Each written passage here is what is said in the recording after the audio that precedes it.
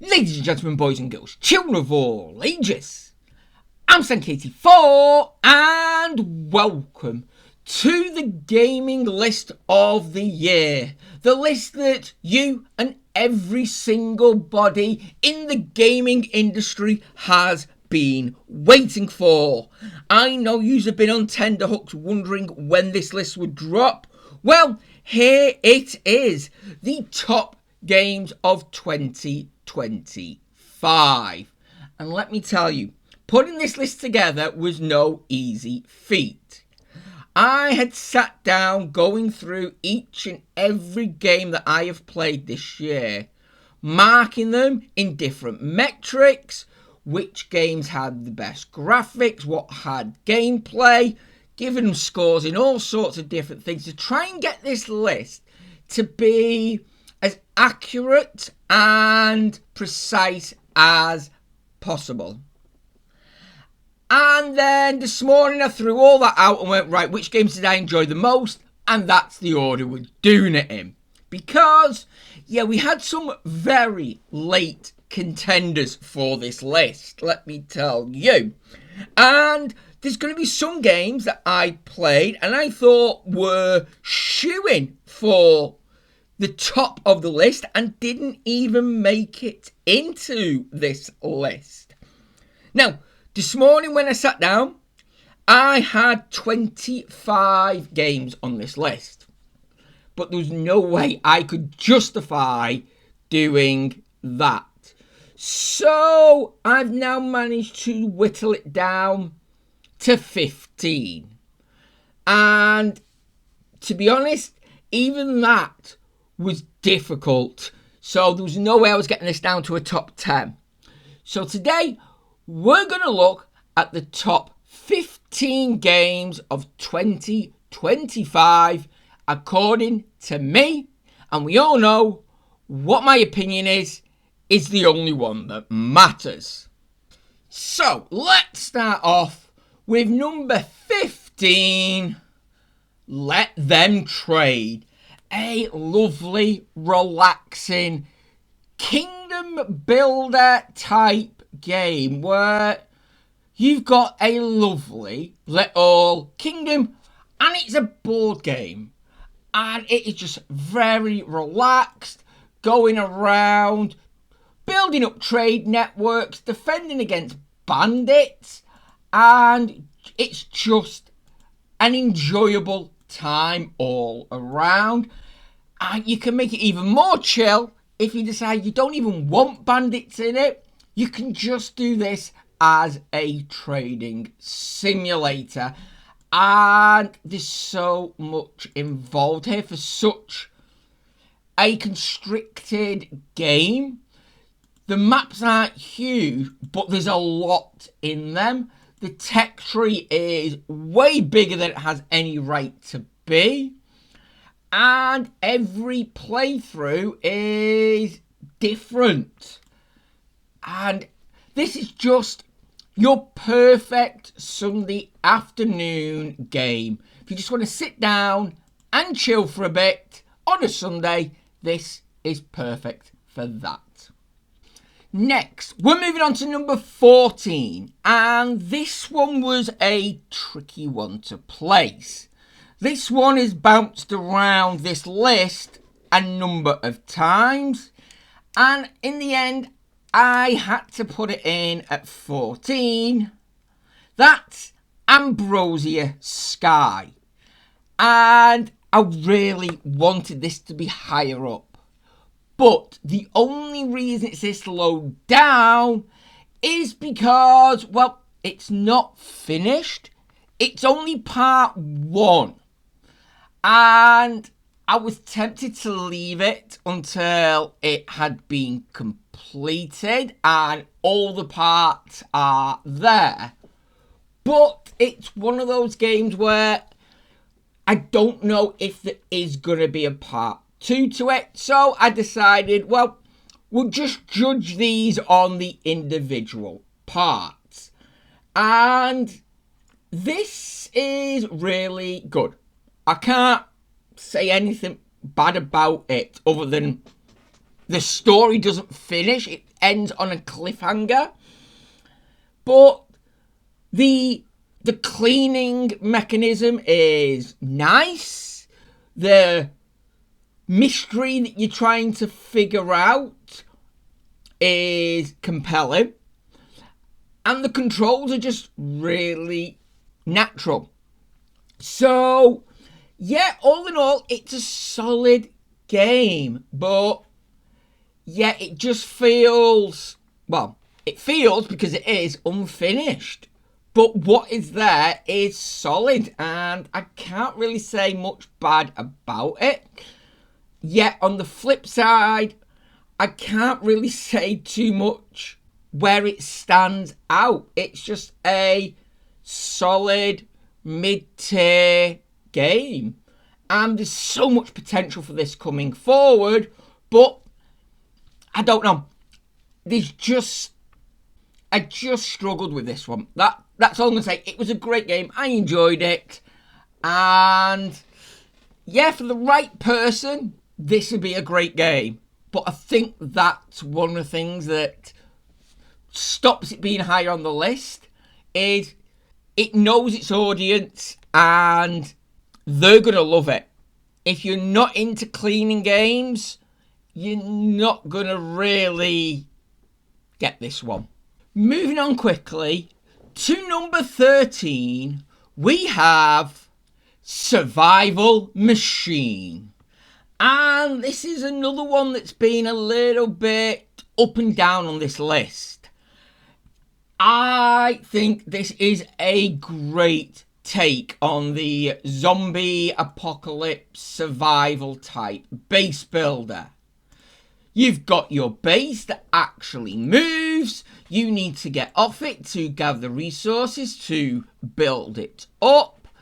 And there's a lot of fun puzzles around, as well as plenty of wacky, strange zombies and other bits going on, including one right at the beginning where you get attacked by a zombie zeppelin. What I thought was a nice touch. The only issue I've got with it is, well, the zombie attacks at night seem a little bit off. They don't, it doesn't sync up too well. I found myself a few times just waiting for the attack to come in, even though it said that the attack was there. I even had one wave come in during the day because it just took that long to get to me. And yeah, there's just a few little rough edges it needs shaving off, I think. Just rounding off a bit, a few little tweaks, and this would have been a lot higher up. Also, the whole premise as well, it's done. The whole, oh, we've got to try and make it to the last bastion of humanity. Okay, I'll admit, zombie survival games, there's very little you can do that hasn't been done. And I think this has picked the best one of the lot for what it is. As I say, alternate reality, big machines have been built, but somehow, unexplained, zombie apocalypse happens. You've got a machine that you and one other person, unless you've got friends, and that's the one thing that does really boost this up, in my opinion, is if you've got friends, this is probably going to be a lot better to play than playing it solo. Although, don't get me wrong, it is a fun solo game, but I think it is designed for multiplayer. It's designed to have friends working together. But yeah, what I've experienced of this, it is a solid base builder. And the most enjoyable thing is, I find, is actually the puzzles. Trying to figure out where certain bits are, how things fit together in the world. And even the resource gathering isn't that taxing.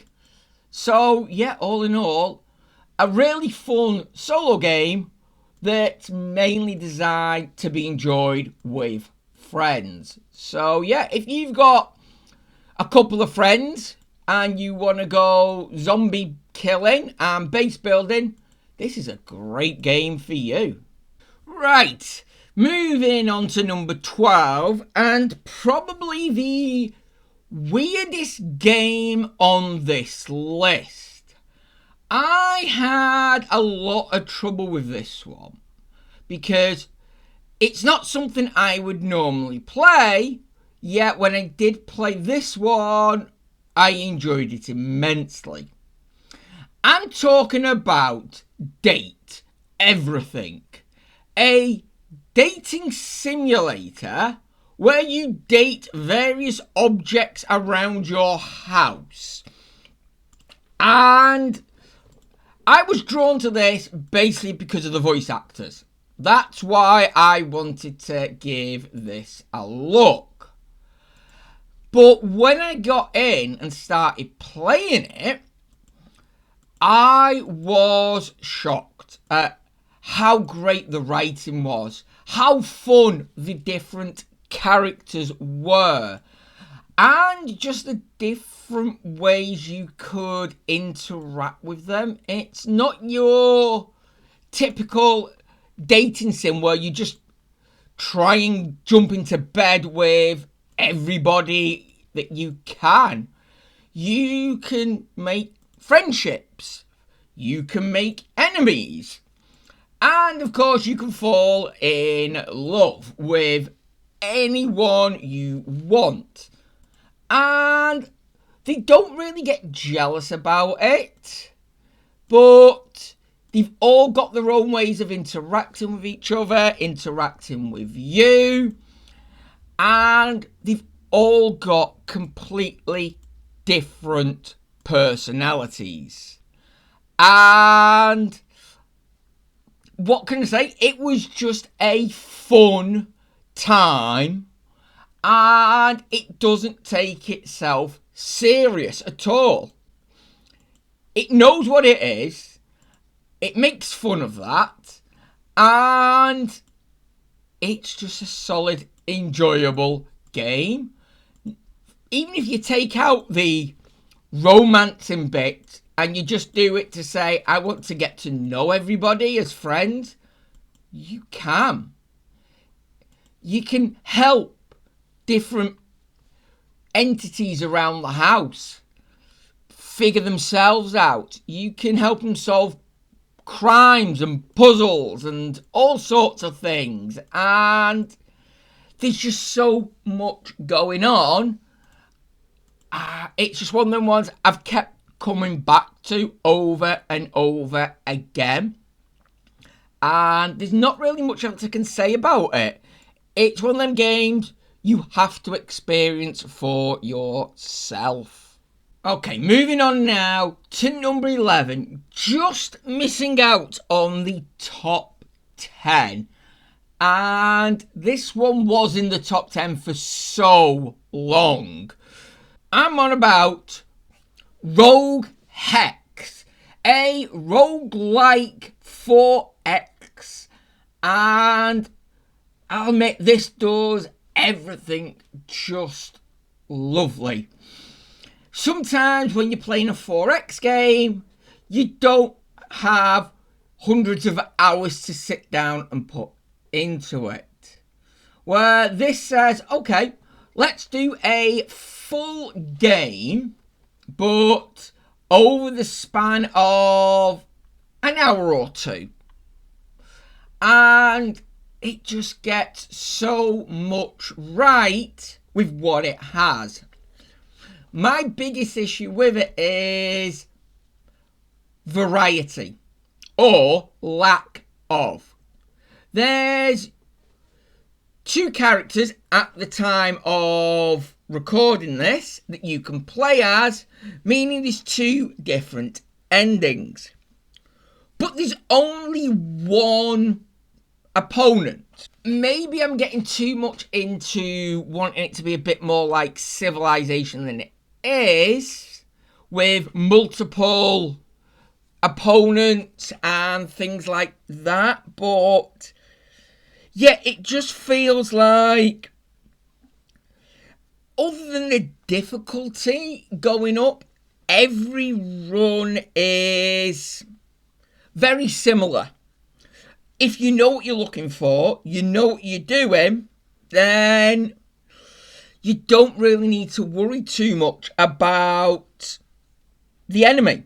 Now, don't get me wrong, this game has a lot going for it as well. It's got all the roguelike elements in, the cards that are randomly drawn, the level up bonuses for every unit that are unique and different to that unit type.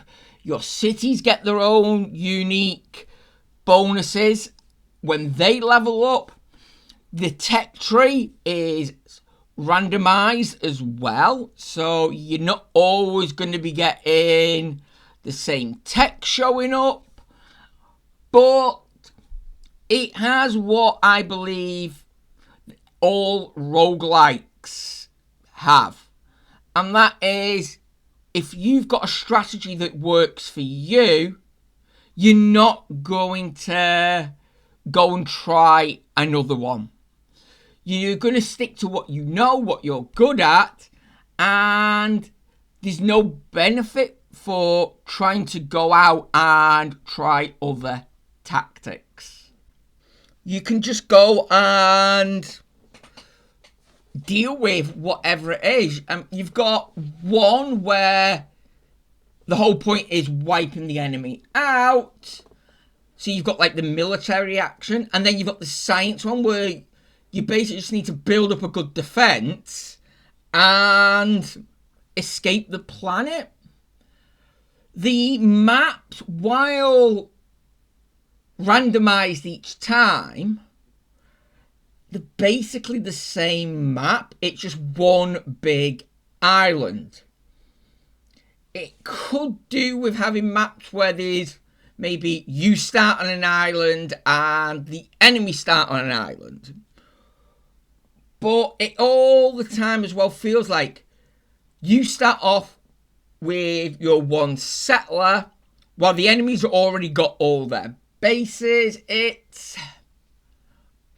hard to nail down the issue because the way it is, it works. It's really fun, really enjoyable, and especially at the higher difficulties, really challenging.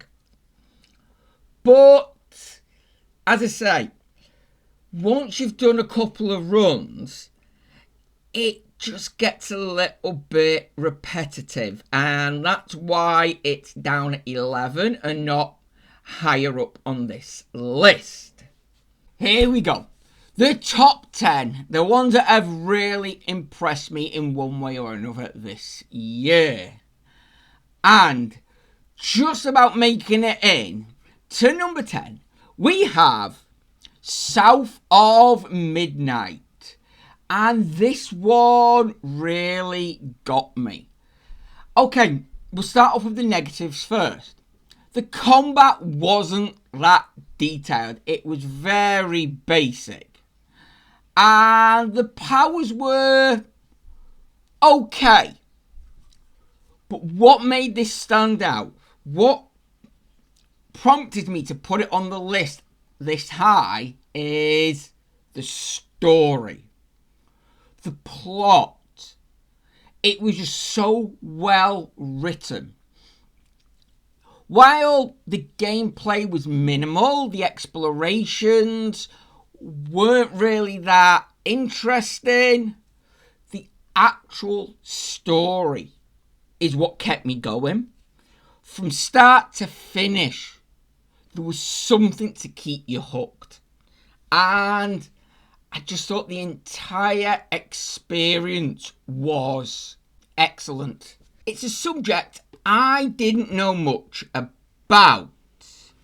I I don't know much about this sort of area in the world, the stories, the myths that go on, but I was intrigued and I wanted to know more about it.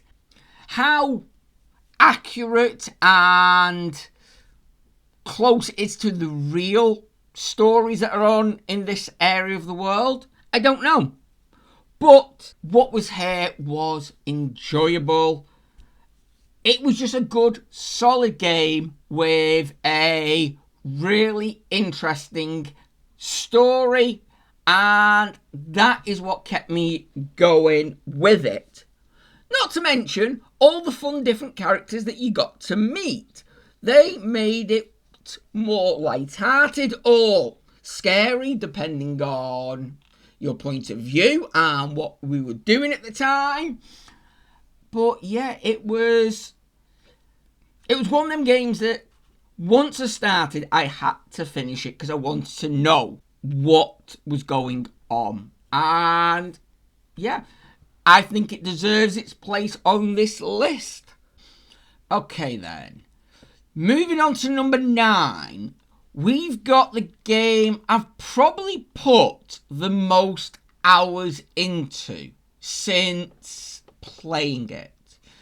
I've got over 300 hours in this game at the moment.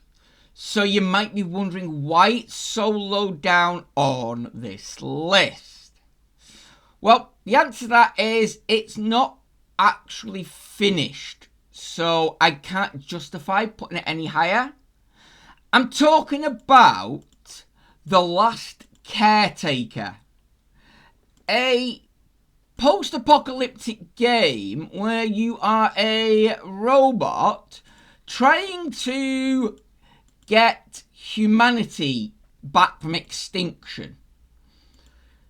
And it does a lot right.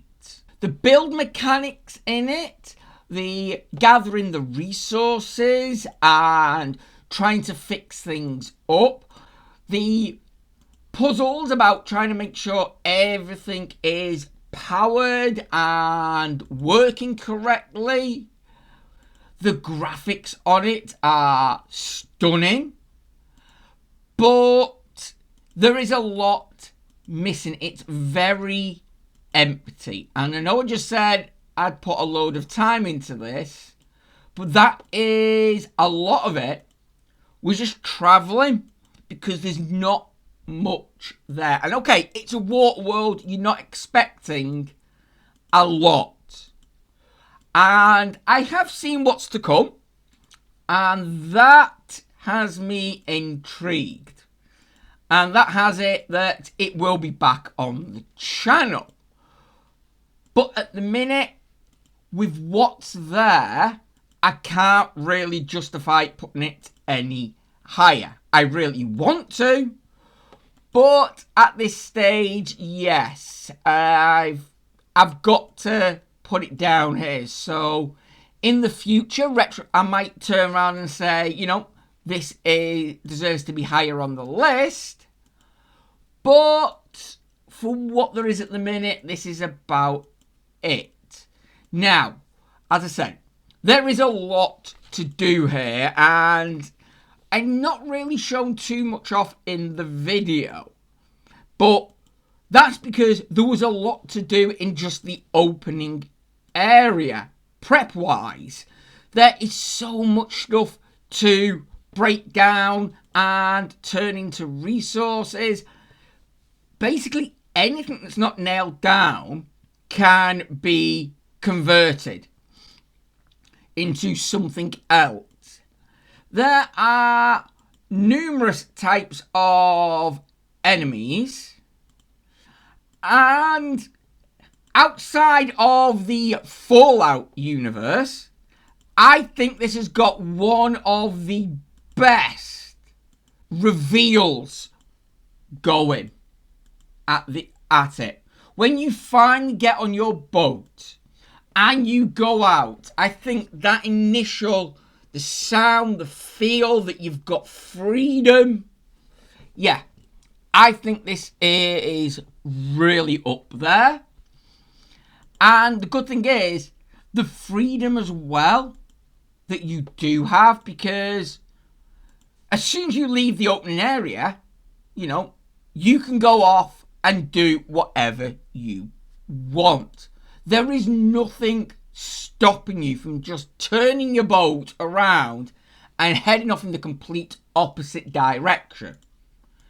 Apart from at this moment in time, there's nothing in that direction, but in the future, there should be, looking at what's coming. But yeah, you can just go off, you see something on the horizon, head towards it. There's nothing stopping you just going and exploring. And there is one thing I didn't manage to show off in this, because to be honest, I didn't realise how much there was. There is a complete underwater world as well. It's not just what is above. You can later on start diving down underneath the surface and see the remains of the old world. And add that to the night that gets really creepy, and you find yourself just spending the night but hunkered away either on your boat or in a nice semi-safe location. But yeah, it's got a lot in it, and it does have a lot going wrong for it, I will admit. There are several bugs that I've noticed. Some of the physics in it do go a bit wonky. I've had it where I've been sailing, the next thing my ship is in space. It just got yeeted by a wave right up into the stratosphere. I've had it where I put containers for the fuel on the side of my boat. Then when I've gone to park my boat at a dock, the containers have unstuck from the boat and stuck to the dock instead. Meaning I've got to then build more containers on my boat, transfer the contents from the containers that are stuck to the dock, and then break them ones down. And okay, maybe the one where you get yeeted into space could potentially be a game breaking bug. The other ones are more frustrating, and things that just need ironing out, just sorting out a little bit. But if you can look past them, and if you can fix them, then yeah, this game will be a Game of the Year contender once again. But yeah, there's just a few bits that need to be polished, I think, as well as, of course, the extra content that there is still to come. Moving on now to number 8, we've got Dead Reset. And this one really got me confused. The game was choices, and that was it. But did your choices really matter? Because it was all about dying and reliving the same part over and over again to make sure you got past it. So each run you'd learn something new. And the premise, the whole story was intriguing, if a little bit gross. And I mean that in a good way. Some of the scenes were quite graphic. What's fine, I don't have an issue with that. And the fact it's all live action just makes this even more outstanding. My issue with it, and why it's as low as it is, it's not higher, is some of the choices don't make sense. There's a bit where one of the characters gets stabbed, and you're panicking that they're going to die, and if they die, that's it, they're dead. But if you die, you just jump back and relive it again. So I didn't understand why the option wasn't there to kill yourself, go back, and prevent them from being stabbed if you wanted to. Now, obviously, you could say, no, I'm fine, I'm just going to carry on, sorry, you're dead. And that's fine, but there was that option that I felt should have been there, and that option was there a few times. There was a chance to save certain characters if you'd used your ability to redo time. And I felt it missed out on that. You could have become the hero. Now, okay, at the end, there would have been a huge consequence for that, because only 2 of you can escape. But that would have been a extra hard choice at the end, especially if you've managed to save multiple people. It should have been one of them. Either you let them die earlier on, then the choice at the end is easy, or you save them and then have the difficult choice at the end.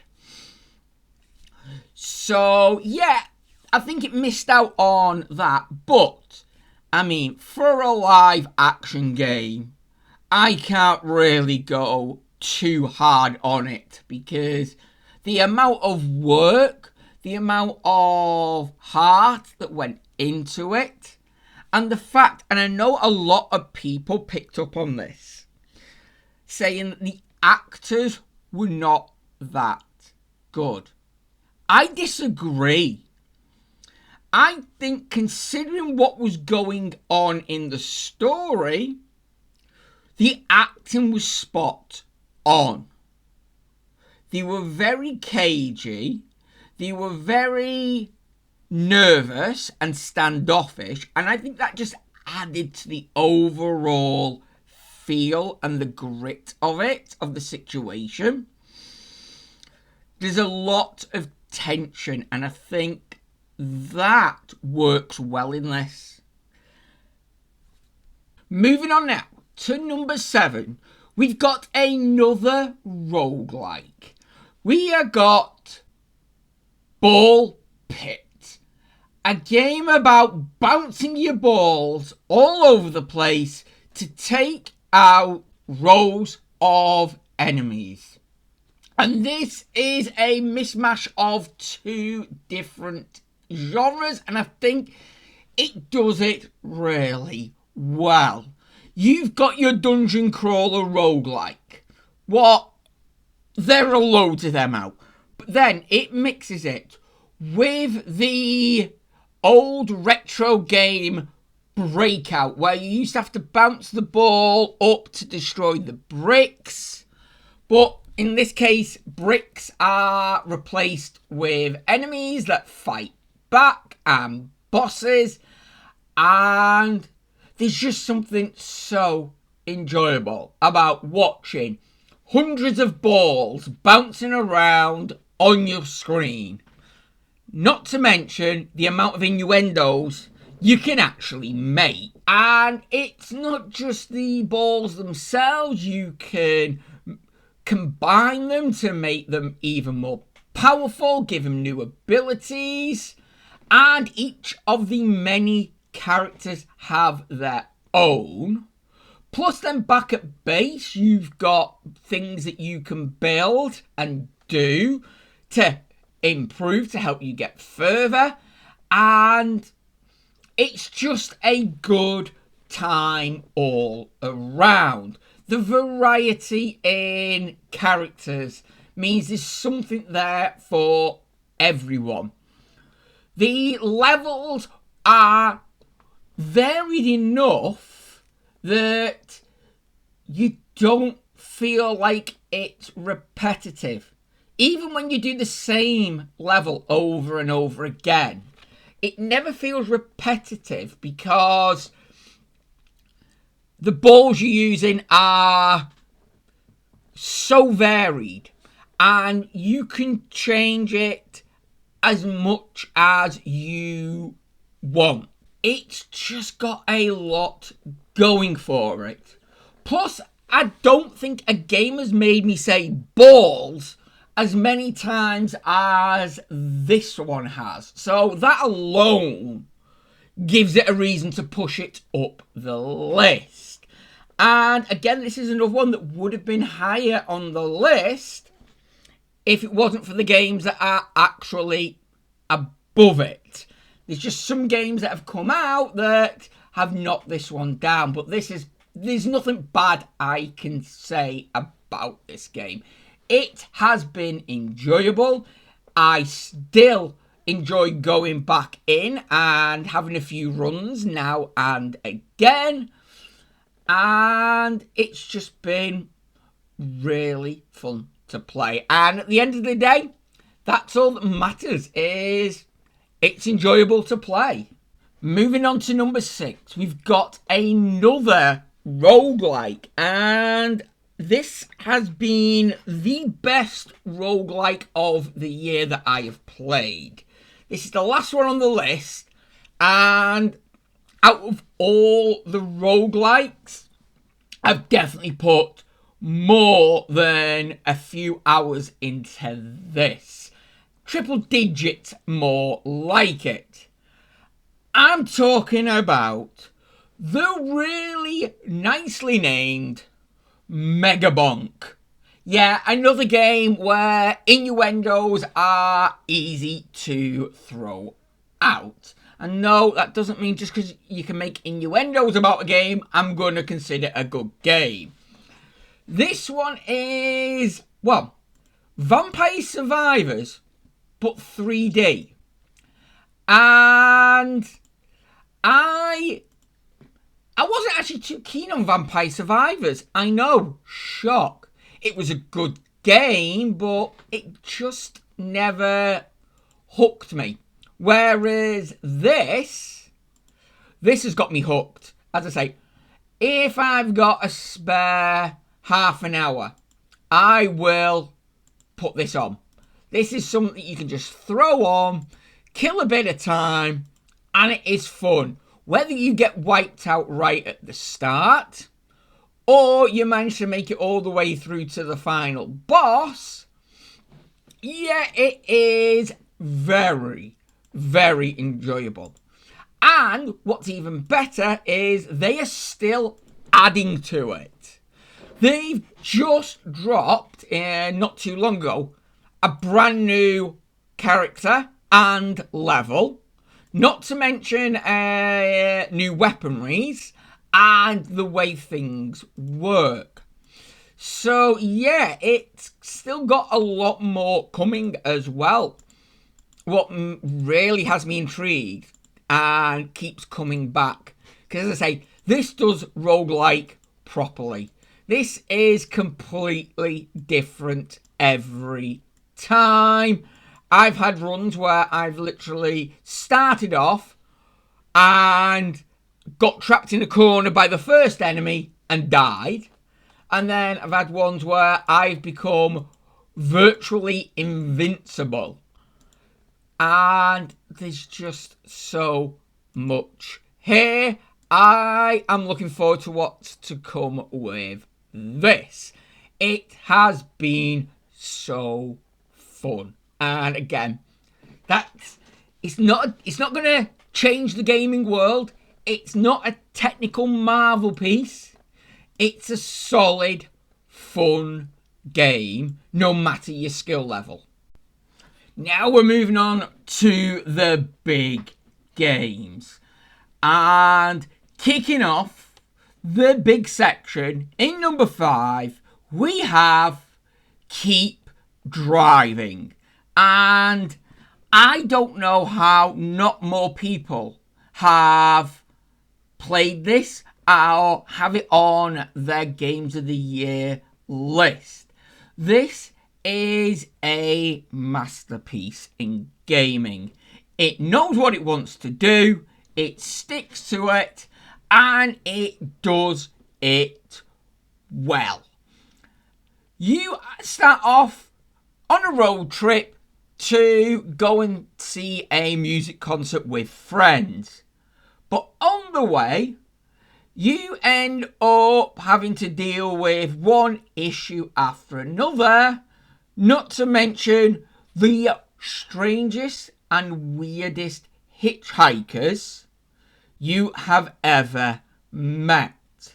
I mean, everything from a criminal to a child to a woman who's just done a runner from her wedding, and so many more. And there are so many different endings you can go for. Do you want to try driving your beat up little car up a mountain? Go for it. Do you want to put it into a race? You can. Or do you just want to go and get to that concert? Go for it. Plus, there are many more endings that you can find.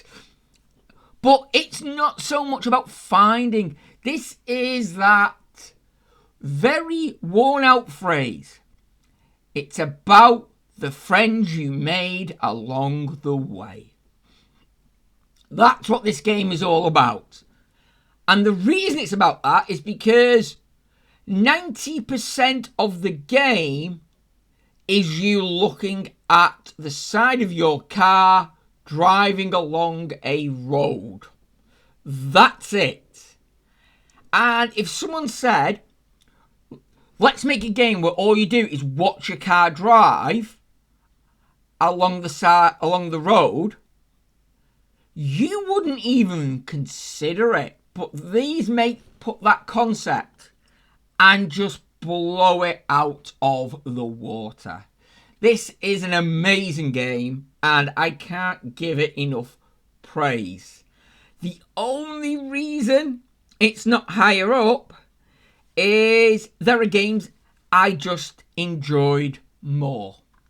Now, my number 4 game is probably going to be very controversial because it's one of those games where it's probably this high because I'm wearing rose-tinted glasses, I admit. But that doesn't mean I'm wrong. In fact, that gives it more validation to why it should be here. I'm talking about Stargate Simulator, or as the devs have called it, Exogate Initiative, where you get to run your own Stargate command and send SG teams out into the universe to bring back knowledge, tech, and, well, improve relations with aliens.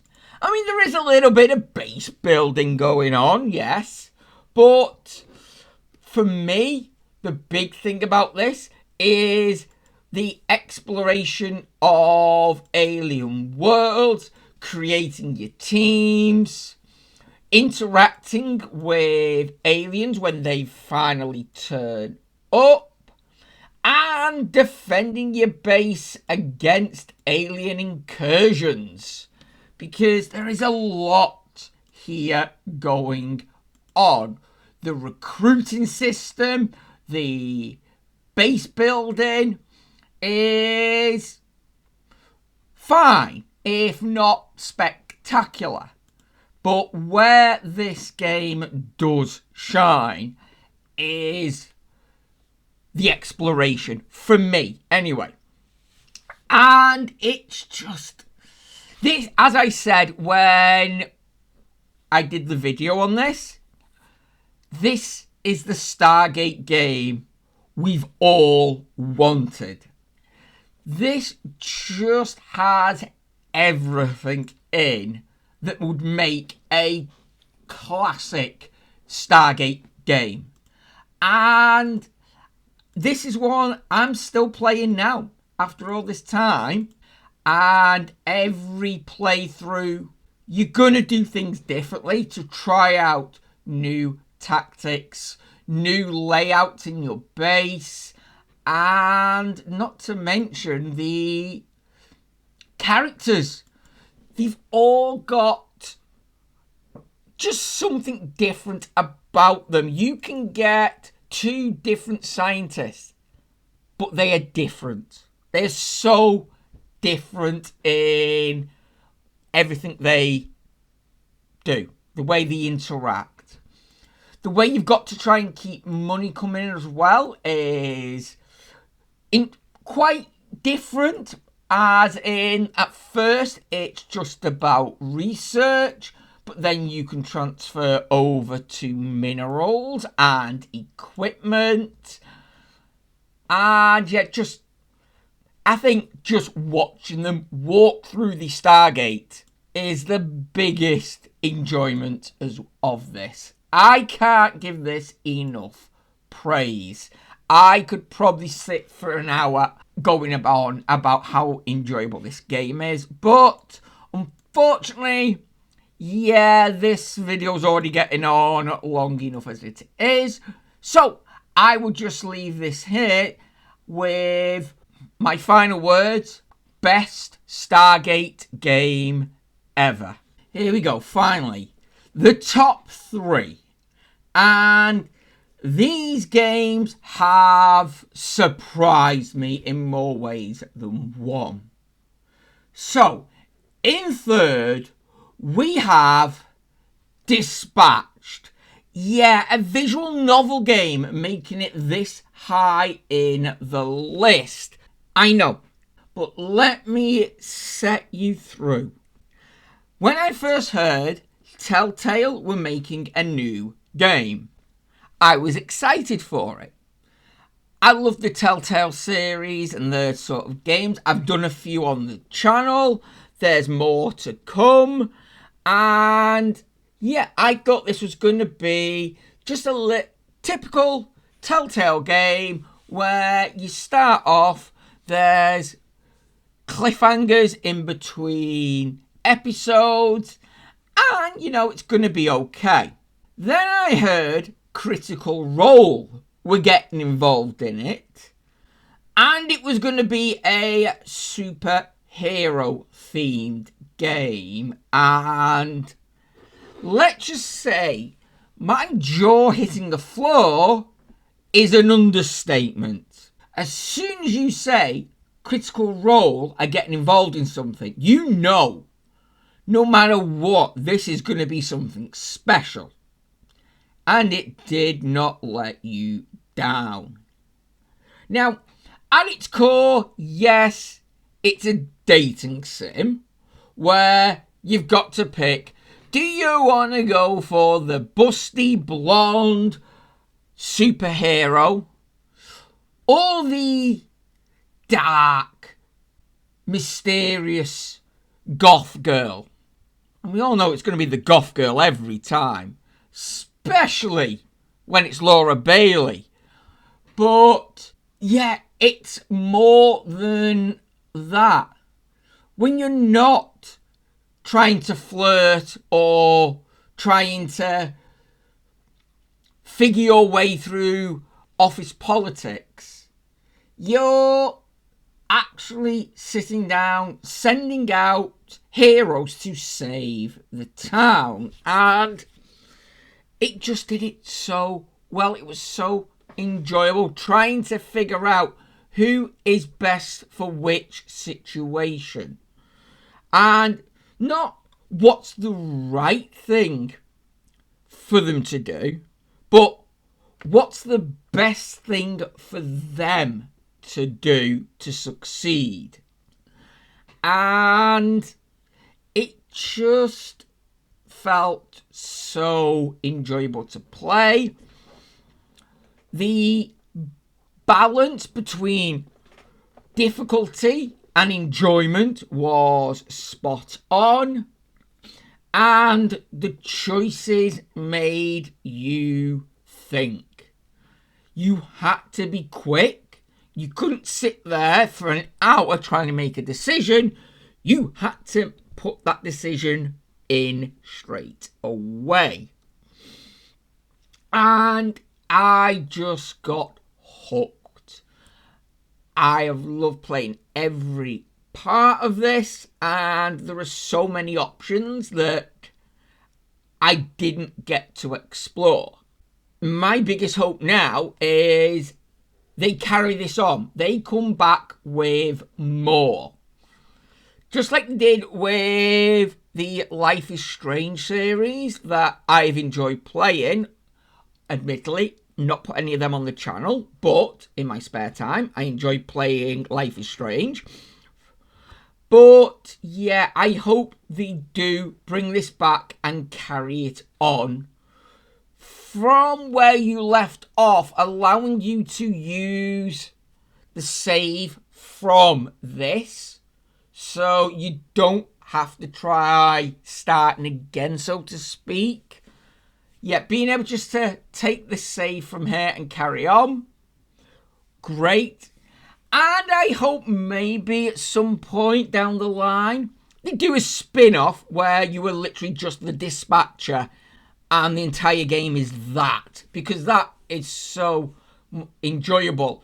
Sending them out, leveling your characters up, and watching them improve. It's just something fun. And I enjoyed that part of it just as much as the story itself. So we finally reach the runner-up in this list. And this one is a shocker. Because up until, I'd probably say 2 weeks ago, it wasn't even a contender to be on the list.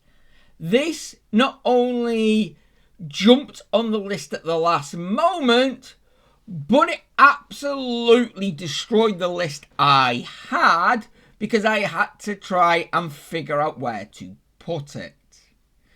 And not only has it jumped up it straight into second, it's also made me realise what our next Monday to Friday series is going to be. I'm talking about The Outer Worlds 2. Now, yes, I know. I never played The Outer Worlds. So, I have no idea what I'm getting into. But, just after the short little playtest I've done, I've got to say, this has got potential to be amazing. And I feel like it already is. Now, as I say, I never got round to the original, so I know there's going to be a lot that I'm missing out on. And while it doesn't break any new ground, I don't think that's the point of the game. I don't think it was designed to be groundbreaking and game-shattering. I think it was meant to be a fun, tongue-in-cheek, solid, first-person RPG. And just from the first mission, it hits the nail on the head. I was enjoying everything about this. The gunplay, the stealth, the sneaking around and hacking, the lockpicking, the choices, the characters, you name it.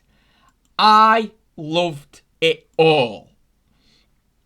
And okay, the big twist at the end of the first episode. Okay, we could have all seen that coming. But yeah, just having it the way it is, multiple ways to get through things. If one way fails, there's always another way. And I don't know, it's just got me hooked. And I also love a game where if you want to, you can just make your character absolutely crazy. I mean, name me a game where you can have a character start off with all the limbs replaced with prosthetics. Honestly, go on, name me a game. I bet you can't. But you can here, and that is just brilliant.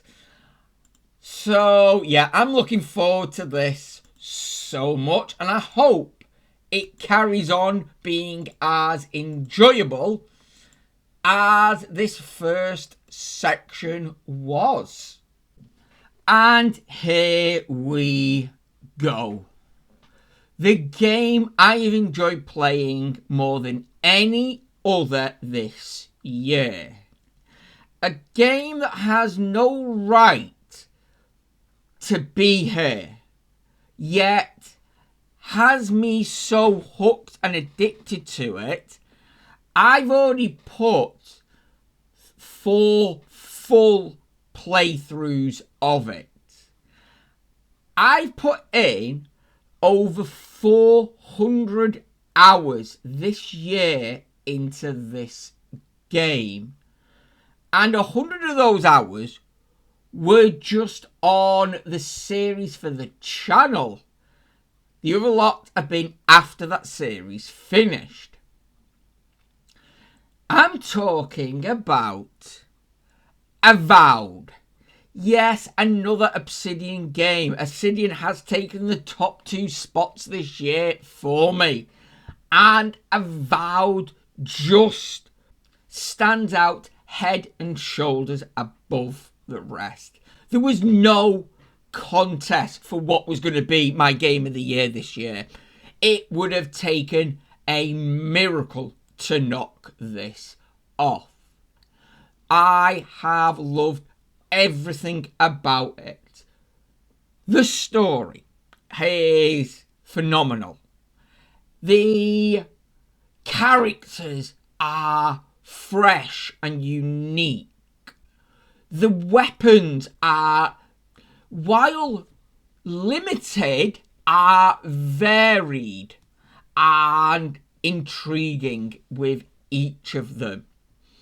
And I have tried all the different weapons, and they've all got their own benefits and disadvantages.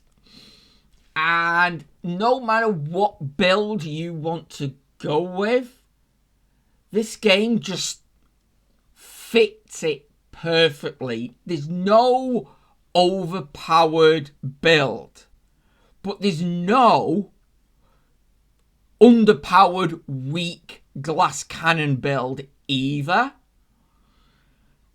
Every build you make has its strengths and weaknesses, and even knowing what's coming, it doesn't matter. It doesn't affect your build because you're not trying to build against anything. You're trying to build for you. The choices that you make and the effects they have in game are quite extraordinary. Now, there is one choice you get right at the beginning of the game that has an effect quite deep into the game. And it's where we meet Ilora. You meet her when she's locked up. Help her out, and not only does she help you through that first mission, getting off Tutorial Island, but later on you can skip an entire quest because you helped her out. Whereas if you leave her locked in there, she ends up attacking you during that first boss battle, making it a 2-on-2 fight, meaning she's dead for that mission later on, what completely changes it. And that's just one of the small little things in it. There are lots of different choices you can make that affect the characters, the world, even your companions around you. Not only that, but this game has some beautiful biomes. Some of the locations that you get to go and visit are so varied, so different, and they all have their own flavour to what's going on around there. From the beach where you first arrive in the trade town, to the swamps where everything is dead and decaying, up to the deserts and the fiery pits round the actual end game. Locations are as much about the story as the characters and the story itself. And on top of that, not only are the companions and some of the NPCs written really well and voiced superbly, mind you, but even the villain has their own genuine reason where you can understand it's not a typical villain arc that I want money or I want unlimited power. The villain in it actually believe they are doing what's best. It's just a clash of ideology that makes one better than the other, and it's trying to make that balance between them that makes the game so compelling and enjoyable. Now, the only thing I would say, and it's not this game, it's all games that have party members in them. I don't know why, in this day and age, you can't have all party members. In some of the games where you've got, 20, 30 different party members, I get it, limiting it down to a set few. But with Avowed, you've got 4 companions max. Now, there is a way to do it so you don't pick up certain companions, but assuming you pick up every companion you can, you will end up with 4 of them. So, I don't get why the game couldn't have been balanced to allow you to have the 4 with you at all times. But other than that, yeah, this just hits all the right spots. This just was perfect for me this year. It hit everything I wanted. And as I say, 400 plus hours in it, and probably going to be more. And maybe we might even look at coming back to this at some point in the future, doing something with it. I'm just waiting to see, what what they do with this. Is it done, dusted, and we're leaving it where it is? Or is there going to be a lot more added? We shall see. But yes, avowed the best game I have played this year. So there we have it. We finally got through the 15 games I've enjoyed playing more than any other this year. And that's not the end of it, because we do it all again next year, looking at what's coming up, what we've missed out on, and all the good stuff in between that may just show up out of the blue. Because sometimes the best games are the ones you're not expecting. And, well, we've had a great year this year for games, and I am looking forward to what's coming out in the next 12 months. So I hope you'll stick by me and you will follow on, and we'll see what there is to come. Let me know down below what you think of the list, how much you agree with it, and how much you agree with it as well. Because I like opinions that differ, so make sure you tell me both what you liked about the list and what you really liked about this list. Because we all know this was the ultimate list. So there we go. Thank you to everyone who has been subbed. It means a lot to me, whether you've been here for years or you only joined this year. Thank you so much. And here is to another great year. But in the meantime, I've been Sankey84, and this has been the best games of 2025. Thank you so much for joining me. Look after each other, and until next time, goodbye.